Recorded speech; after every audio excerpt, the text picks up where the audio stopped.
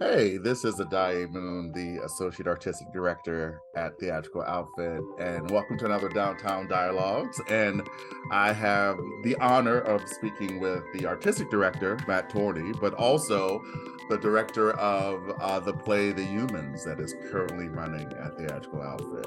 How's it going, Matt? Hello, Addae. Delighted to be here with you and talking about this amazing play. God, we are so proud of this production and so proud of every single artist involved in it, and just love to talk more about it. Get more folks downtown to see it. Oh, most definitely, most definitely. So, The Humans. Why this play? What was it about this play that first drew your attention? So I saw this play actually in New York in 2016 when it was still in previews up in Manhattan Theatre Club. This is before it had exploded, before it had won the Tony, before and there's a friend of mine who was working on it, was one of the designers, and just said, "Hey, I can get you tickets. You should come and check this out." And I did, and I was just so moved by the play because it's a play. So it's a great American family drama, which I think Definitely. is a genre that America does and American writers do better than anyone else in the world, hands down. Agreed.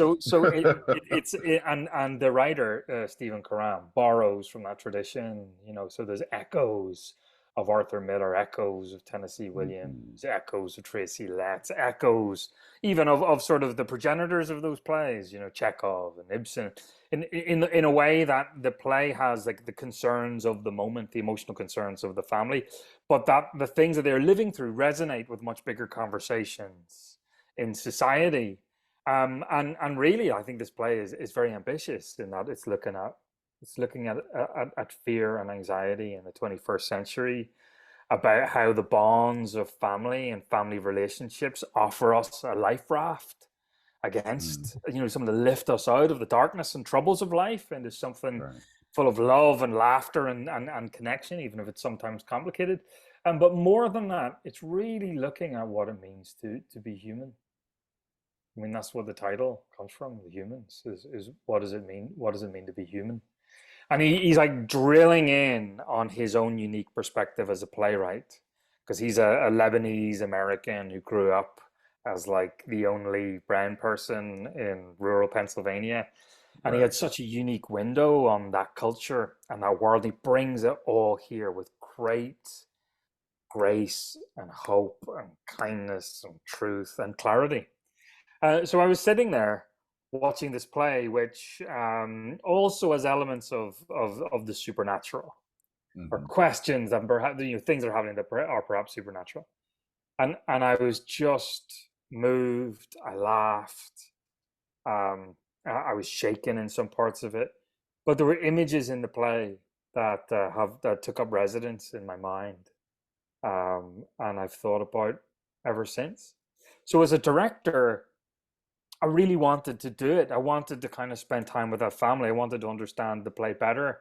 Also, I saw a different way that the play could be, Mm, because when this play was presented, it was at a time when there was an obsession in New York with hyper realism. right. The fourth wall is there. Everyone's like very micro acting, and I just felt that the play had some scope to really take its place alongside those great plays of the 20th century. And I wondered what that would be like, in an intimate theater like Theatrical Outfit. So it was something that I'd programmed in my first season, and had to cancel, and was delighted that the rights were still available when you and I were talking about plays for this season, and Right. exploring this as a contender. Yeah. I mean, and I love the fact that you mentioned the fact that this play is definitely a part of a very rich, very specific, very stylistically specific Mm, American sort of, canonical play in that regards. And along with that sort of, the way the play fits within that dramatic genre, there's also an acting style that kind of goes in, that yeah. overlaps with that genre. And so I would love to know what you were thinking about, because we have an absolutely wonderful ensemble. Oh, they're incredible. There is one of the best, Phenomenal. one of the best casts that I've ever had the pleasure to work with. Yeah. And every single one of them, an Atlanta, Yes. a proud Atlantan, Proud uh, some Atlantans. of them with deep decades worth of acting experience in the city. So it was Hmm. a joy to be in that room. So I have a real simple approach to casting, which is, do I believe it? It's Right. like, do I believe it? Because if I believe it, I've learned, then the audience are likely to believe it too. And conversely, if I don't believe it, the audience aren't going to believe it. So I'm always looking for actors that have a connection with the character first and foremost, that they understand who this person is and have a point of view on that, but also have an instinct for the style, Hmm. because every play as it's written it's like a piece of music. It's a very unique sense of rhythms and vocal delivery, and for a play like this that pretends to be realism but actually is something much more carefully scored. I was just looking for actors that had the instinct for the language, that just got it, Hmm. and it sounded right in their mouths, and they could make the moments happen. And it was an incredible casting process where I got to see just the depth of talent in this town. But Amazing. it Yeah. was also clear. You were there with me, so you got to see it all Yeah. too. We did it Yeah. together. It was also clear that there was some actors that had a real, like, unique instinct for it, and also felt like a family. Which is Right. the other thing, is like when you zoom out Right. and don't just look at the individual performance, but you look at the whole play. You're like, right, who feels like, what does the married couple feel like? What is the parent-child relationship dynamic going to be? What is the boyfriend Richard? How is that going to play out? The role as representing Stephen Karam in the play, his Hmm. perspective, um, and it was a challenge, but I just think that we made offers, and all of our first choices said yes, and Yeah. put together this extraordinary ensemble. Yeah, Um, they're doing really rich work on a piece that, again, I think on the surface looks very simple, but there, there's so much happening in Yeah, that it's a two-level play. set. It's an upstairs, Yeah. downstairs, and there's scenes happening in both places, and it is scored. Hmm. That this line, then this line, this line, then this line, this line, ad lib this thing. These two things happen together and stop at exactly the same time, and to make it feel completely effortless and natural. I mean, that takes some chops. That takes some Yeah, skill. Um, definitely. and it's one thing in, like, my directing approach is, I like to, the way I describe it, it's maybe a little bit more instinctive, and the way it happens in the room. But when I'm looking at a play and how I'm going to approach it, I look at it in two directions. One Right. is from the inside out, like, what is the inner life of the play? What is the deep inner life of the character? What is the backstory? What is the meaning?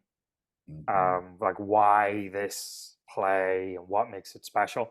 And the other is from the outside in, like, what's its shape, what are its rhythms, what's its structure, what are its craft elements.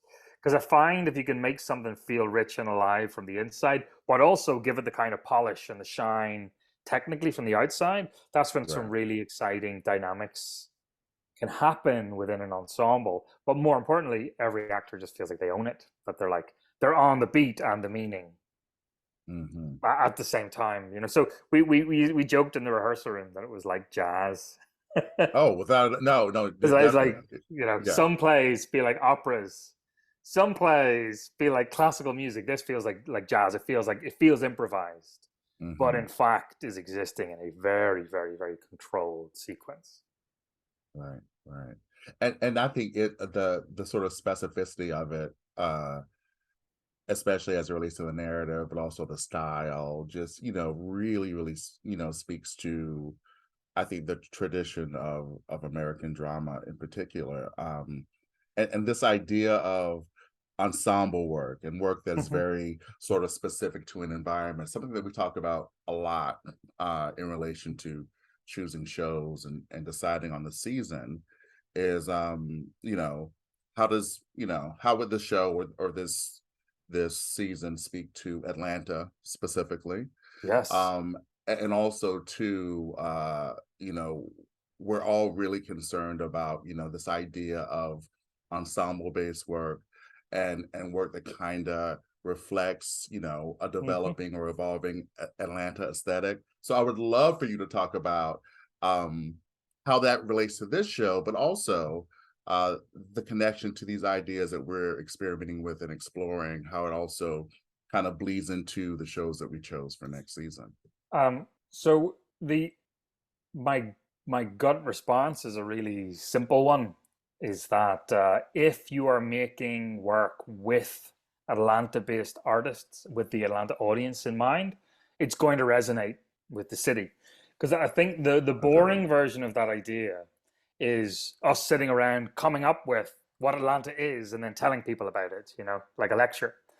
And the kind of rich, fertile, creative, and artistic approach is when we think about the theater as being right in the heart of Atlanta, and we think Hmm. about the doors of our theater being open to our audience, to artists, to our artistic partners, and what we want to invite people into is an exciting, like energetic and artistic and creative engagement with themes that resonate with things that are happening in the city. And ultimately, it's really show by show. It's, does this feel like a thing?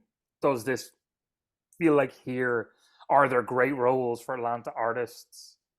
Is there something happening in Atlanta in the world that we can kind of explore together theatrically? Are there some eternal questions that, by the virtue of it being in Atlanta with an Atlanta ensemble, become grounded in this place? Hmm. Um, so that's where it begins, is with our geographic location, right in the heart of the city.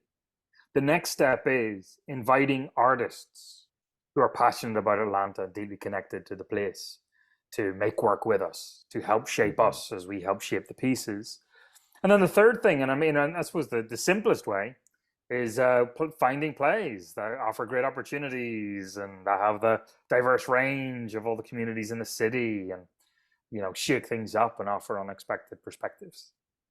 And I think you really see that in the humans, in that Yeah. you got actors who came up through the Academy Theatre, and you got actors who arrived here 20 years ago to do classical theatre, and then you've got Hmm. younger generation of actors who been working at the Alliance, and and this particular group of actors have never worked together before, and they're bringing this unique sensibility that feels Atlantan, which is has a bit of that southern kindness, Hmm. has a kind of big city mentality, and that there is the confidence that this could be as good as anything in New York and Chicago, but that kind of small community vibe that's Atlanta, that kind of hometown feel, that people just have that pride of being here. And also just the way that people look after each other.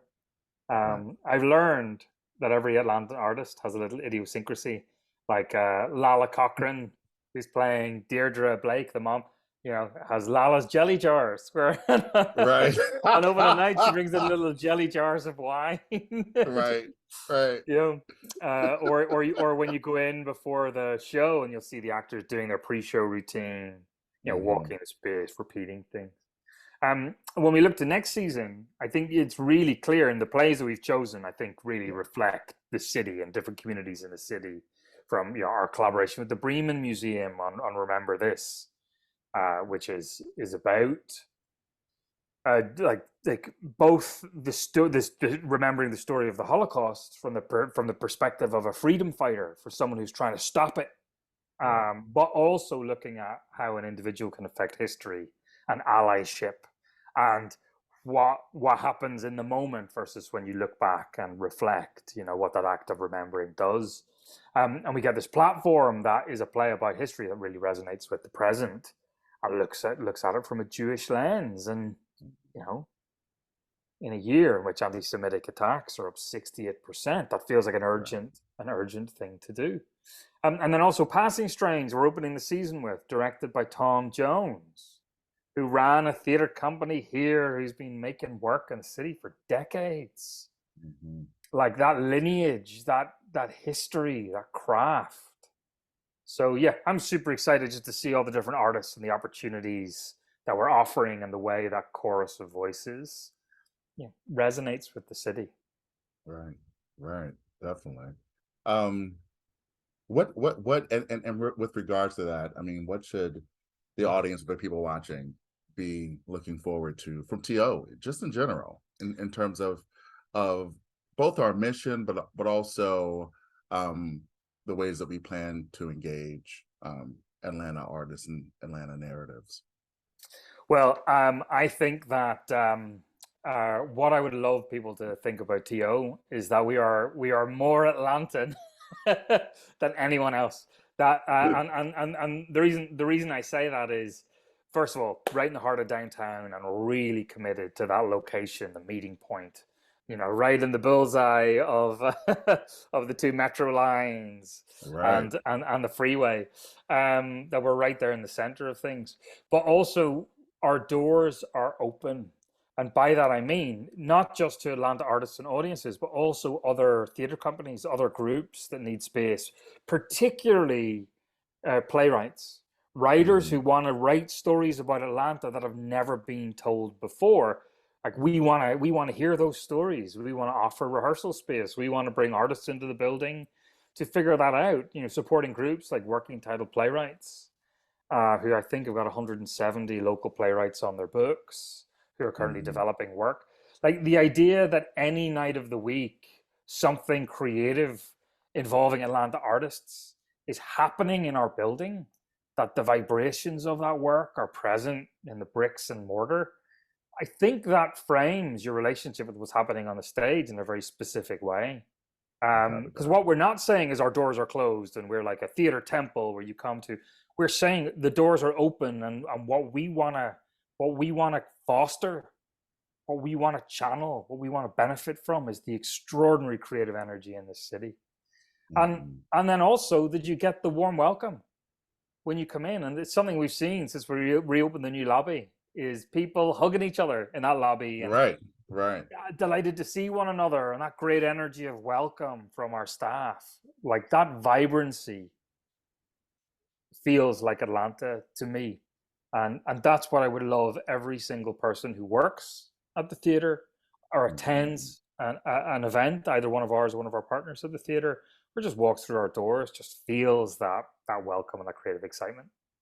Yeah, and it's happening. I mean, the relationship with Working Title Playwrights, SheATL is doing their series of shows, all new plays this summer, and then we have Live Jazz at the Balzer, which we're about to have our second one on this Sunday. Yeah. So yeah, I mean, it's feeling more and more with each season that we're sort of sinking our roots deeper and deeper into the asphalt of what this city is. I mean, It's and exciting. I love this city. Obviously, I'm the newcomer, but the welcome I received here has just been extraordinary. And I think my job is really simple. It's just to kind of create opportunities for the amazing artists who are here, and show both Atlanta and the world what can happen here. Because the talent in the city is kind of outrageous. Like this jazz concert that's happening on Sunday, Oh my like God. Tyrone Jackson, Kathleen Jackson. Bertrand, and like all the other musicians they're assembling. And I mean, we're just the hosts. Like I say, we say the doors are open. What do you want to do? And then the project comes to us. We're like, yep, there you go. And I love being able to do that as an artistic director, just to say yes to Atlanta, to say yes to things, particularly in a time when there's some difficult news for our industry. Oh yeah, kind of on a daily basis. So to be able to say yes, to be able to make investments in people and investments in artists and investments in shows, I think that's very important, because then we become like a nexus of community rather than it's sort of yeah. I think the idea speaks for itself. And I just say to anybody intrigued, even in a small way, come on down and experience a show, experience a concert, come to a reading, have a drink at our amazing new bar, talk to the staff, get to know us, let us know who you are. Well, thank you, sir, for saying yes to this beautiful show. and to crafting a beautiful show with an amazing group of artists. And hopefully everyone else gets a chance to come and see the humans, but also get your season tickets for our next season, which starts with Passing Strange, which is one of my favorite pieces of theater ever. So I'm super excited about that. So come down and join us, y'all, and help us, tell these stories for and about this city. Yeah, wonderful. Thank you, Addae. Thank you.